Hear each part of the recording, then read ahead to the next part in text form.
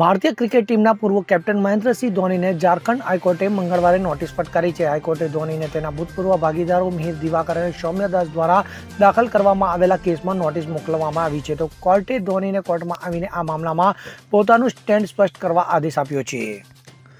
તો મળતી માહિતી મુજબ મિહિર દિવાકર અને સૌમ્ય દાસ આર્કા સ્પોર્ટ્સ એન્ડ મેનેજમેન્ટ લિમિટેડના ડિરેક્ટર છે. બંને મહેન્દ્રસિંહ ધોની સાથે તેમના નામે ક્રિકેટ એકેડેમી ખોલવાનો કરાર કર્યો હતો. જો કે થોડા સમય પછી MS ધોનીએ મિહિર દિવાકર અને સૌમ્ય દાસ પર છેતરપિંડીનો આરોપ લગાવ્યો હતો. ફરિયાદમાં મહેન્દ્રસિંહ ધોનીએ આરોપ લગાવ્યો હતો કે તેની સાથે 15 કરોડ રૂપિયાની છેતરપિંડી કરવામાં આવી છે. જો કે બંને આ મામલે ઝારખંડ હાઈકોર્ટનો સંપર્ક કર્યો હતો. ત્યારે હવે હાઈકોર્ટે ધોનીને આ કેસમાં કોર્ટ સમક્ષ હાજર થવાનો આદેશ આપ્યો છે.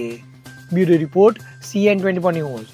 હવે જુઓ દેશ દુનિયાની તમામ ખબરો તમારી આંગળીના ટેરવે. ઉઠાવો મોબાઈલ અને Google Play Store પરથી ડાઉનલોડ કરો અમારી CN24 ન્યૂઝ મોબાઈલ એપ.